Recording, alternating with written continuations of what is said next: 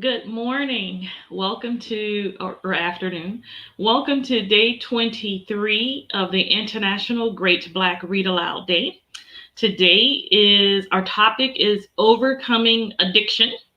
And this is a very important topic particularly in African American communities here in the U.S. But it is a topic that has affected the African diaspora. And so we want to talk a little bit today about overcoming addiction. And because this topic is so serious and it's personal, we're going to split today. So this morning, we're going to read from our selection. We're going to have two sessions today. Our morning session will be a read today. And then this evening, it'll be a bit more sort of research oriented so that we talk about some of the solutions for overcoming addiction. And our selection this morning is from the Autobiography of Malcolm X. If you know anything about Malcolm, Malcolm had a few habits. So I like to start with a quote that I heard somewhere. I probably read it or heard it somewhere, and it's from Pamela Shaw. And it says that your habits are either the best of servants or the worst of masters. And so we know that addiction is not just drugs or is not the socially acceptable alcohol. But is addiction is many things, right? And there are many things that the root of addiction, food addictions, controlling issues, power, the quest for money.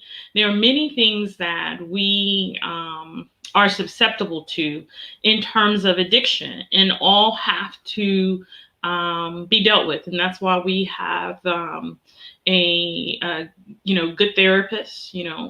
We have good support systems, and getting people to those support systems and to those therapists will be some of what we will talk about tonight.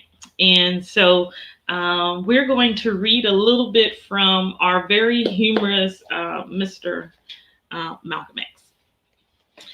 And so we are starting. It says, Black agents were sent to infiltrate us, but the white man's secret spy often proved, first of all, a Black man. I can't say all of them, of course. There's no way to know. But some of them, after joining us and hearing, seeing, and feeling the truth for every Black man, revealed their roles to us. Some resigned from the white man's agencies and came to work in the Nation of Islam. A few kept their jobs to counterspy, telling us the white man's statements and plans about our nation. This was how we learned that after wanting to know what happened within our temples, the white law agency's second major concern was the thing I believe still ranks today as a big worry among America's penologists: the steadily increasing rate at which Black convicts embrace Islam. Generally, while still in prison, our convict converts preconditioned themselves to meet our nation's moral laws. As it had happened with me, when they left prison, they entered a temple fully qualified to become fully registered Muslims. In fact, convict converts usually were better prepared than were numerous prospective Muslims who had never been inside a prison. We were not nearly so easy to enter as a Christian church.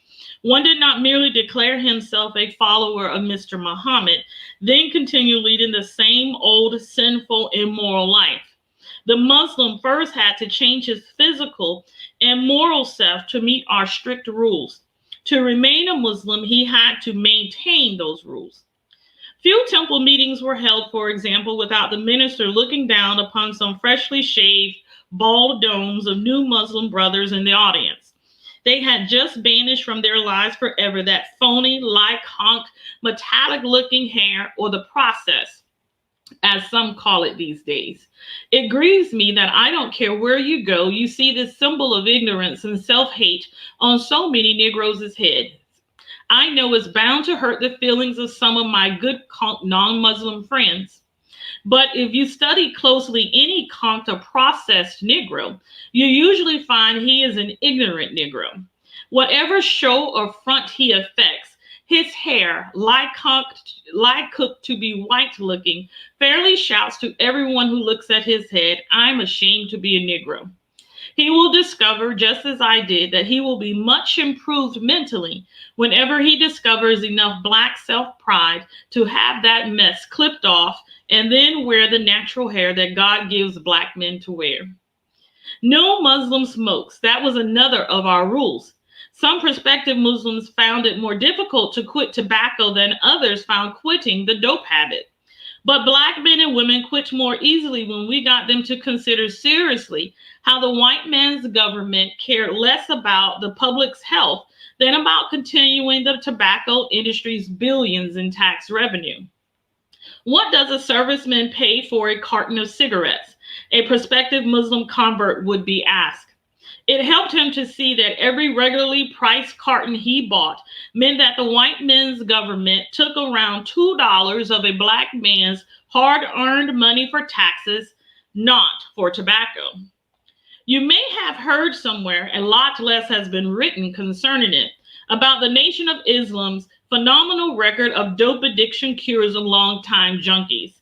In fact, the New York Times carried a story about how some of the social agencies have asked representatives of the Muslim program for clinical suggestions.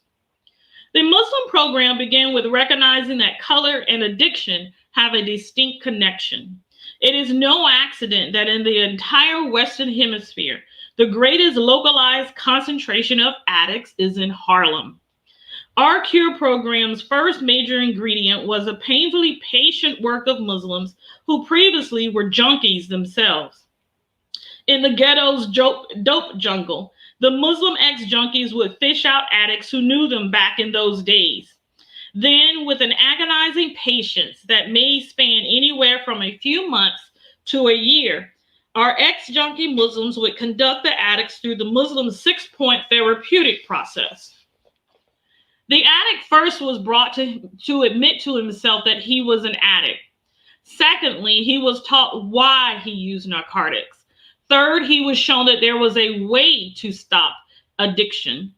Fourth, the addict's shattered self-image and ego were built up until the addict realized that he had within the self-power to end his addiction. Fifth, the addict voluntarily underwent a cold turkey break with drugs.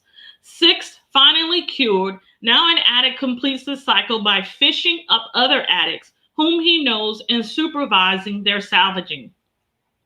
This sixth stage always instantly eliminated what so often defeats the average social agencies, the characteristic addict's hostility and suspicion. The addict who is fished up knew personally that the Muslim approaching him very recently had the same $15 to $30 a day habit. The Muslim may be this addict's buddy. They had plotted the same dope jungle. They even may have been thieves together. The addict had seen the Muslim drifting off to sleep, leaning against a building, or stepping as high over a matchstick as if it were a dog. And the Muslim approaching the addict uses the same old junkie jungle language. Like the alcoholic, the junkie can never start to cure himself until he recognizes and accepts his true condition. The Muslim sticks like a leech, drumming at his old junkie buddy. You're hooked, man. It might take months before the addict comes to grips with this. The curative program is never really underway until this happens. The next cure phase is the addict's realization of why he takes dope. Still working on his man right in the old jungle locale in dives that you wouldn't believe existed. The Muslim often collects audiences of a dozen junkies. They listen only because they know the clean-cut, proud Muslim had earlier been like them. Every addict takes junk to escape something, the Muslim explains. He explains that most black junkies really are trying to narcotize themselves against being a black man in a white man's America. But actually, the Muslim says the black man taking dope is only helping the white man to prove that the black man is nothing. The Muslim talks confidentially and straight. Daddy, I know how you feel. Wasn't I right out here with you? Scratching like a monkey, smelling all bad, living mad, hungry, stealing and running and hiding from Whitey. Man, what's a black man buying Whitey's dope for but to make Whitey richer? Killing yourself. The Muslim can tell when his quarry is ready to be shown that the way for him to quit dope is through joining the Nation of Islam. The addict is brought into the local Muslim restaurant. He may occasionally be exposed to some other social situations among proud, clean Muslims who show each other mutual affection and respect instead of the familiar hostility of the ghetto streets. For the first time in years, the addict hears himself called genuinely brother, sir, and mister. No one cares about his past. His addiction may casually be mentioned, but if so, it is spoken of as merely an especially tough challenge that he must face. Everyone whom this addict meets is confident that he will kick his habit. As the addict's new image of himself builds, inevitably he begins thinking that he can break the habit. For the first time, he is feeling the effects of black self-pride.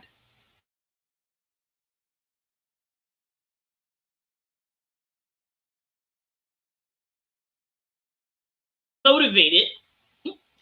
In fact, once he is motivated, no one can change more completely than the man who has been at the bottom. I call myself the best example of that. Finally, vitally, this addict will decide for himself that he wants to go on cold turkey. This means to endure the physical agonies of abruptly quitting dope. When this time comes, ex-addict Muslims will arrange to spend the necessary days in around-the-clock shifts, attending the addict who intends to purge himself on the way to becoming a Muslim. When the addict's withdrawal sets in and he is screaming, cursing, and begging, just one shot, man, the Muslims are right there talking junkie jargon back to him. Baby, knock that monkey off your back. Kick that habit. Kick Whitey off your back. The addict, writhing in pain, his nose and eyes running, is pouring sweat from head to foot. He's trying to knock his head against the wall, flailing his arms, trying to fight his attendants. He is vomiting, suffering diarrhea. Don't hold nothing back. Let Whitey go, baby. You're going to stand tall, man. I can see you now in the fruit of Islam. When the awful ordeal is ended, that reminds me of a scene from Little House on the Prairie where Albert got hooked on morphine. When the awful ordeal is ended, when the grip of dope is broken, the Muslims comfort the weak ex-addict, feeding him soups and broths to get him on his feet again. He will never forget these brothers who stood by him during this time. He will never forget that it was the Nation of Islam's program which rescued him from the special hell of dope. And that black brother or the sister whom Muslim sisters attend rarely will ever return to the use of narcotics. Instead, the ex-addict, when he is proud, clean, renewed, can scarcely wait to hit the same junkie jungle he was in, to fish out somebody and salvage him. Some white man or approved black man created a narcotics cure program as successful as the one conducted under the aegis of the Muslims, why there would be a government subsidy and praise and spotlights and headlines. But we were attacked instead. Why shouldn't the Muslims be subsidized to save millions of dollars a year for the government and the cities? I don't know what addicts' crimes cost nationally, but it's said to be billions a year in New York City. An estimated $12 million a year is lost to thieves in Harlem alone.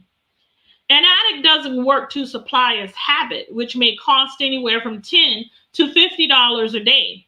How could he earn that much? No, the addict steals. He hustles in other ways. He preys upon other human beings like a hawk or a vulture, as I did. Very likely he is a school dropout, the same as I was, an army reject, psychologically unsuited to a job, even if he was offered one, the same as I was. Women addicts boost, shoplift that is, or they prostitute themselves. Muslim sisters talk hard to black prostitutes who are struggling to quit using dope in order to qualify morally to become registered Muslims. You are helping the white man to regard your body as a garbage can. Numerous exposés of the Nation of Islam have implied that Mr. Muhammad's followers were chiefly ex-cons and junkies. In the early years, yes, the converts from society's lowest levels were a sizable part of the nation's broad base of membership. Always, Mr. Muhammad instructed us, go after the black man in the mud. Often, he said, those converted made the best Muslims. But gradually, we recruited other black people, the good Christians, whom we fished from their churches. Then an increase began in the membership percentage of educated and trained Negroes.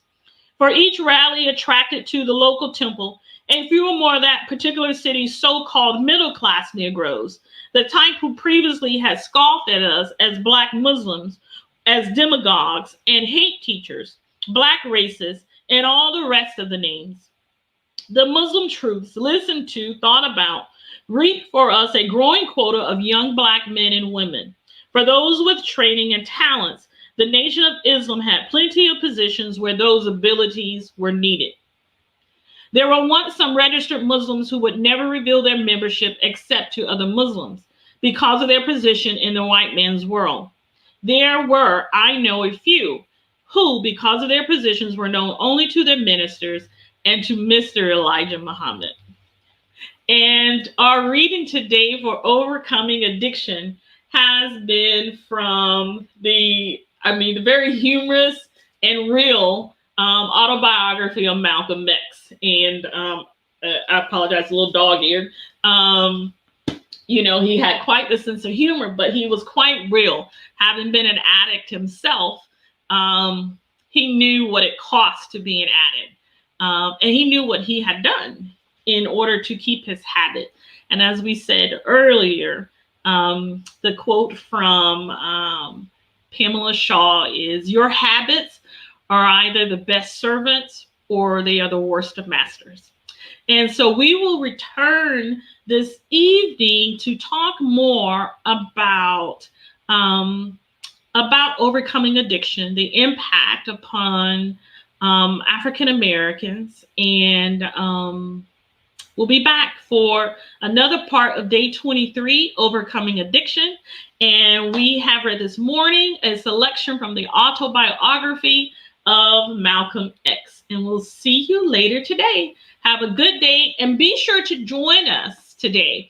If you have something that you like to share on overcoming addiction, then we invite you to read aloud with us. It is the International Great to Black Read Aloud Day, and you're invited to join us. We want to hear voices. We want to hear works written by Black people around the world. That is what we're doing all month long, is giving voice to words written by Black people around the world.